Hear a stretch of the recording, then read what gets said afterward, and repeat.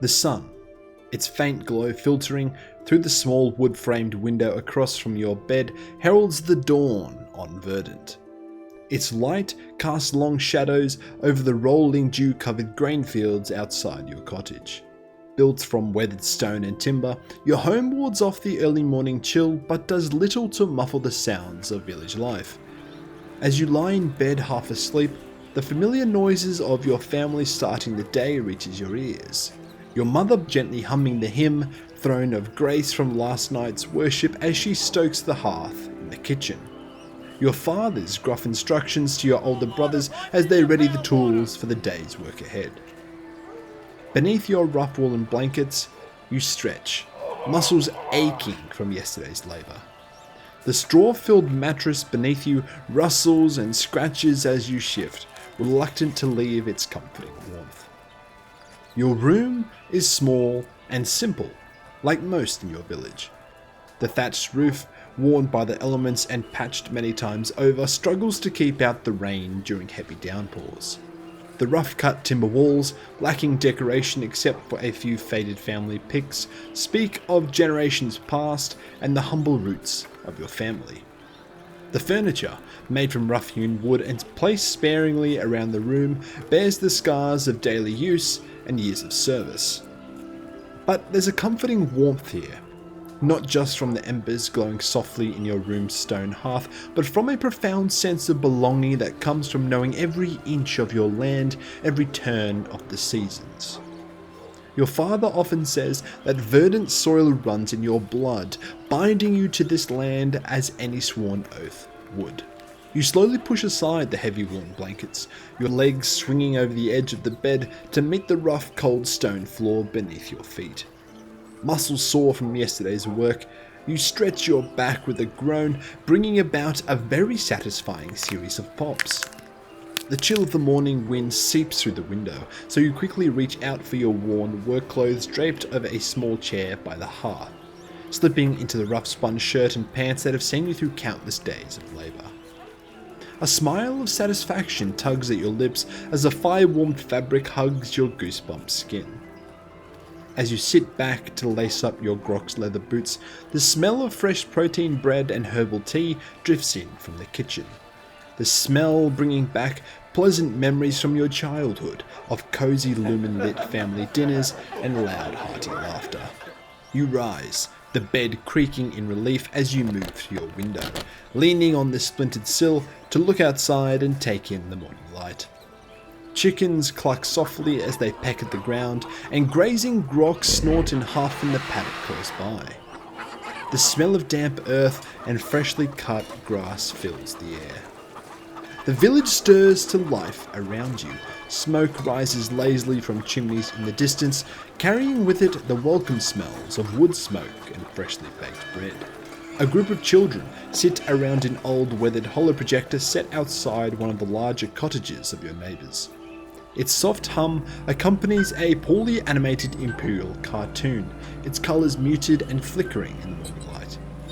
The children giggle as Torchy, a high-pitched cartoon ball of Prometheum, imparts lessons ranging from how to purge blighted fields of disease through to the steps of identifying and reporting suspected acts of thievery. Carts occasionally roll past, filled with grain and produce destined for the village market or maybe off to the storehouses down by Verdant's single-functional spaceport far to the south. The rest of the village lies quiet. A scattering of cottages and barns surrounded by rolling fields and thick woods.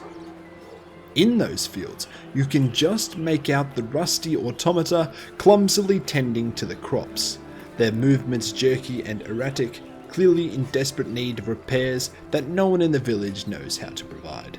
In the distance, the impressive silhouette of Baron Holdrick's keep dominates the horizon, its drum towers stabbing up at the sky like accusing fingers. From its ancient walls, banners snap in the wind, proudly bearing the Baron's sigil, an azure dragon atop an embattled field of black and white. Baron Holdrick himself is a figure of authority and respect among his subjects. His rule is as strong as the dark stone walls of his keep, behind which justice is swift and often severe. You know well the reasons behind the Baron's stern demeanour. The memory of the day when colossal armoured figures descended from the heavens in roaring metal birds still haunts the village.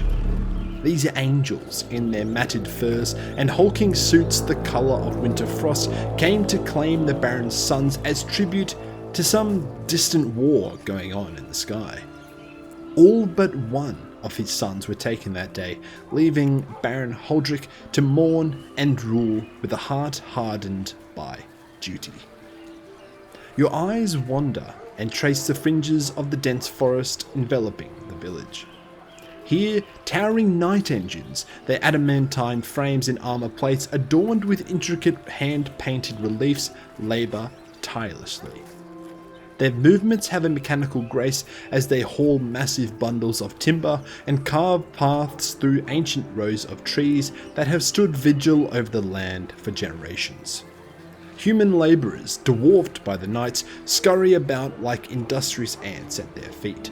The rhythmic thud of falling trees barely reaches the village, and you strain to hear the distant sounds of buzzsaws, shouts, and the chopping of wood. Several more knights stand sentinel just before the forest's edge, watching for any movement or disturbance within the forest. The indigenous wildlife of Verdant, drawn by the vibrations and noise of such industry, often skulk in the shadows and have been known to assault such parties on occasion, disrupting supply lines, damaging engines, and dragging screaming labourers back into the shadowy depths of the trees. As you marvel at these wondrous contraptions at work, chaos suddenly unfolds before your eyes. As if conjured by your contemplation, the air is rent with sudden screams of terror echoing through the forest, mingling with distant rumblings of explosions. Further down the tree line, 3 horrific creatures with scales gleaming like dark armour and claws as long as a man is tall swarm over a knight dragging a bundle of fallen trees. He thrashes desperately, dropping his wooden cargo as he fights to fend off the creature's slashing claws. Nearby, another knight abandons the dozen felled trees he was carrying and rushes to aid his fellow. His massive hydraulic gauntlets, modified for hauling timber, now become weapons as he grips the creatures and tears them away. You watch in awe as the assisting knight frees one and smashes the multi-limbed beast to the ground with a thunderous impact, crushing its spine beneath the incredible force of his gauntlets. The remaining creatures screech and hiss loudly amidst the chaos of falling trees, fleeing labourers, and the thunderous footsteps of their would-be killers. A third knight stands apart, his battle cannon roaring as it unleashes fury into the tree line, the source of the detonations you heard moments earlier. High explosive rounds strove through the dark woods, and with each burst reveal massive monstrous silhouettes retreating back into the depths of the forest. 2 other knights lumber forward to engage the emerging great beasts. As you watch, one knight drives his chain fist through the thick armoured hide of a towering 15-foot tall scaled monster, while the other cleaves a great horned creature in 2 with a colossal sweep of his power blade. Moving like seasoned warriors through the dissolving chaos, this pair of knights step over their foes' lifeless forms to pursue the retreating beast deep into the forest, their great bulk bending back the canopy of trees and showering the ground with displaced leaves. You tear your eyes away from the distant spectacle, the vivid scene etched in your mind. You close your mouth, which had fallen open in awe, and turn from the window with deliberate slowness, savouring the lingering thrill of what you just witnessed. There's great honour in having witnessed the majesty of these mighty warriors in action. A small smile plays on your lips as you mentally rehearse the stories you will share later. As you make your way to the door, the subtle squeak of your leather boots with each stride returns you to the present. The door slides open with a soft hiss, and you enter the small room beyond. Dust motes dance lazily in the sunbeams that filter through worn curtains, casting fleeting patterns of light and shadow across the stone floor of your family home. Your father greets you with a nod and a reassuring smile, his weathered hands gripping a mug of tea as he settled at the table beside your brothers. Your mother bustles about with the practiced grace, her golden aquila necklace swinging gently as she pours steaming bowls of porridge sweetened with honey and dotted with a colourful array of dried fruits and berries. As you gather around the familiar wooden table, its surface smoothed by countless family meals and celebrations, conversation flows effortlessly among you. Excitement sparks in each recount of the earlier spectacle, the clash of knights and monstrous beasts at the forest's edge. Your father then goes on to outline the day's tasks, tending to the livestock, repairing sections of the fences that line the fields, mending the plough, ensuring deliveries of grain are ready for market, and gathering firewood to see the family through the coming winter.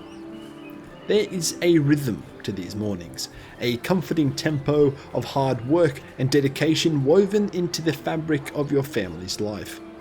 Each chore carried its own weight and importance, all contributing to the farm's daily operations and your family's livelihood.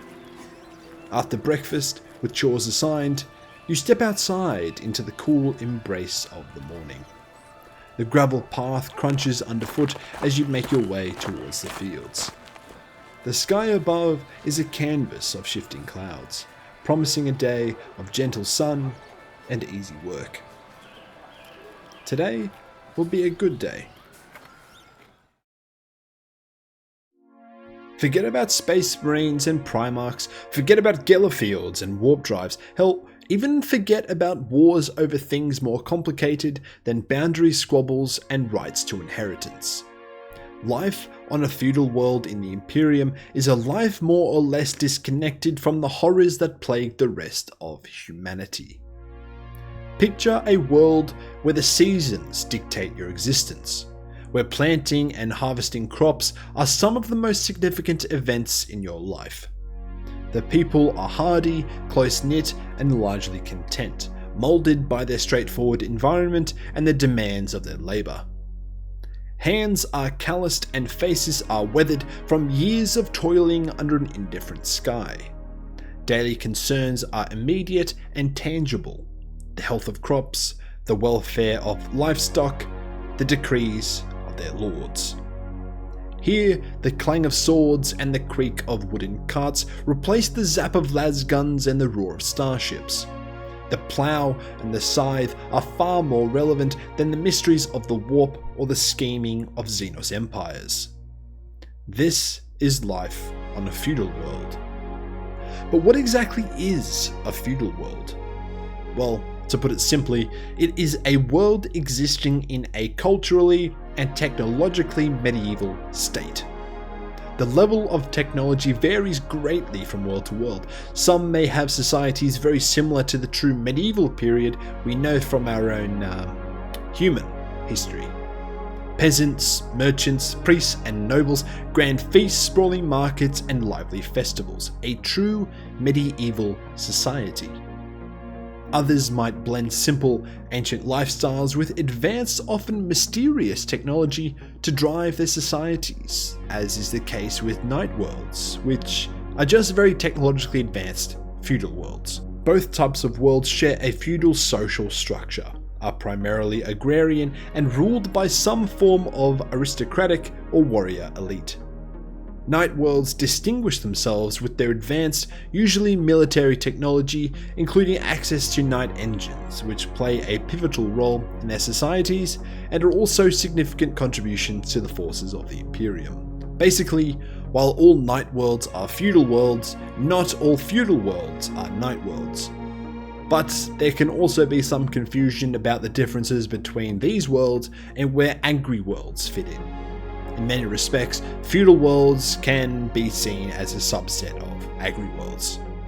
The distinction, I believe, lies in primary purpose, cultural and societal structure, and technological status.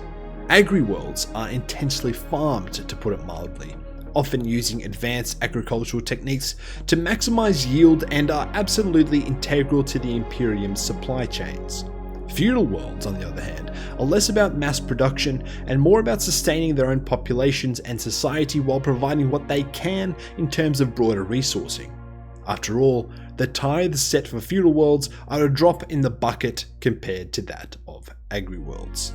Yet, since agri-worlds are defined as worlds dedicated to agricultural food production, and the economies of feudal worlds, and by extension night worlds, are similarly driven by agriculture, there are some interesting overlaps between these classifications. So, you could say that night worlds are a subset of feudal worlds, which in turn can be considered a subset of agri-worlds. Anyway, getting a bit off topic here, so let's get back on topic and really try to understand what the average home is like on a feudal world.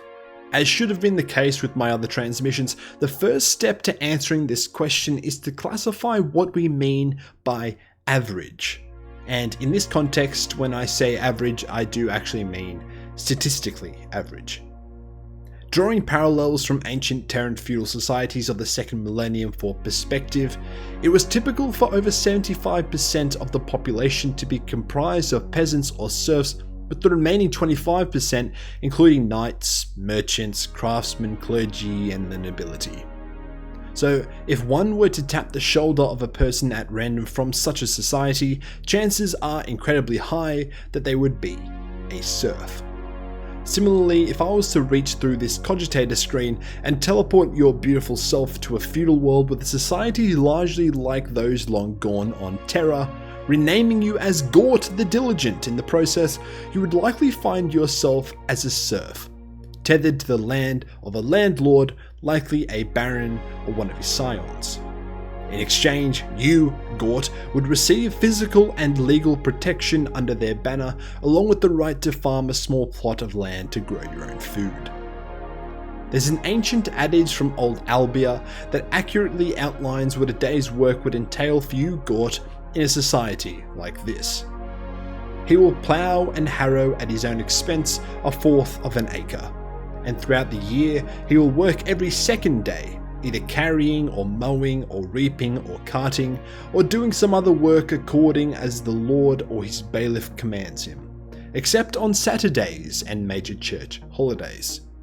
And at harvest time he will find 2 men to reap for 2 days for the customary additional work at his own cost. That is 2 men on each day. And at the end of harvest time he will reap with 1 man for the whole day at his own cost. So after a hard day's labour in the fields, ploughing, harrowing, carrying, mowing, reaping or carting, mixed with the other random tasks related to the maintenance of the antique technology that might keep your society afloat, you would return to your humble abode. 4 walls of rough-hewn timber, daubed with mud, making up a space between 20 to 50 square meters. Your roof is a patchwork of thatch and corroded metal sheets scavenged from distant ruins, while your hard-packed earth floor, scattered with straw, offers questionable comfort. Inside, charms and crude carvings of the Aquila adorn the walls, warding off disease and bad harvests. Utensils, dried herbs, water skins, canteens, and an assortment of other tools hang from pegs driven in the timber. By the door, your makeshift altar sits. Upon it rests your family's well-used prayer book and rusted voxcaster that occasionally crackles to life and is fond of delivering random, garbled transmissions. A central hearth, the heart of your home, provides warmth and the means to cook your own meals, bake your own bread, and boil your own water. Around it, basic wooden benches serve your daily needs. Your bed and that of your cohabitating family are simple pallets with coarse woolen blankets. Your livestock, absolutely critical to your family's standing, also share this space during the winter. Their presence adds warmth to the coldest nights, accounting for the animal feed, straw, ropes, shovels, and rakes sitting idly in one corner. And that's about it. For you see, on feudal worlds, as was the case with ancient Terran feudal societies, houses are built from whatever materials are available, be it timber, stone, or mud, and are often patched together with whatever technologies can be bartered for or scavenged. Most of the population, especially serfs, spend their days outdoors tending to the land, bartering, scavenging, doing whatever they must to keep the fields fertile, their bellies full, and their lords satisfied. And as such, the homes can be this simple, for as long as it offers shelter and warmth, that's all that really matters. But that's not to say that improvements cannot be made. Barter is the lifeblood of the feudal village economy. A chicken for a handcrafted tool, a bushel of protein grain for a bundle of firewood, these are the exchanges that sustain daily life. These transactions, marked by a handshake and a nod, rely on the trust between villagers and are as binding as any written contract. On a feudal world, every person knows their place and rarely questions the order that has remained unchallenged for generations. The social structure is deeply ingrained, with each individual understanding their role and the duties that accompany it. Few ever stray from the paths laid down by their ancestors, fully trusting in the course set by their family. The cycle of birth, life, and death continues endlessly, a simple, enduring reality that ensures the stability and continuity of their way of life.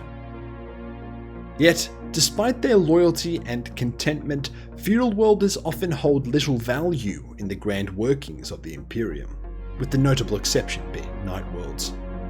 Their technological and cultural isolation limits them primarily to just meeting their humble agricultural tithes, though there are some exceptions. Some may find a home within the labyrinthine archives of the Administratum. A strange fate for one such as you, God, but understandable given the lack of technology and modern convenience on feudal worlds. This absence forces those who live in such environments to develop meticulous natural memory and organizational skills, a commodity much appreciated in the massive data-choked bureaucracy of the Imperium. Others, bred in environments of particular hardship or born of noble blood, can prove to be ideal candidates for transformation into Astartes. For, after all, feudal worlds like Caliban, home of the Dark Angels, and Chagoris, home of the White Scars, have produced some of the Imperium's most loyal and fearsome warriors. But for the average feudal worlder, the Imperium often remains a distant and abstract entity, if known at all. Rare off-world traders might bring whispers of distant wars and tales of the Emperor's might. Missionaries and priests might preach of the God Emperor's glory, and the occasional appearance of an imperial emissary or administratum official might raise a few eyebrows and turn a few heads, but by and large the lives of average feudal worlders revolve around the rhythms of the sun and seasons and remain untouched by the political drama, military campaigns, and warp shenanigans that define imperial rule. For the nobles, however, life is a different matter. While they too are bound by the rhythms of their world, their horizons are broader, their responsibilities greater. They oversee the lands and people, ensuring that the tides are collected and sent to the Imperium. Their homes are larger, their lives more comfortable, but they are not immune to the demands of duty. Occasionally, the call to serve comes from beyond their borders, a summons that cannot be ignored. Be it for night engines, manpower, or Astartes candidates, when the Imperium calls, it is the nobles who must answer. Yet once again, for the average feudal worlder like Gort, such events are nothing more than the arrival of massive void ships to transport whatever is needed to the battlefields, departments, or legions that call for them. At best, these occasions bring grand celebrations, parades, and feasts as their lords embark on quests for glory and honour, or send worthy candidates off to uncertain futures. At worst, they mean that the local wildlife finds easier prey, and the nobles, their tempers frayed, take out their frustrations and grief on their subjects. So, what is the average home like on a feudal world? It's a cozy shack held together with timber, stone, mud, straw, and whatever advanced materials they can scavenge from the archaeological gold mines that make up their land. But life on a feudal world?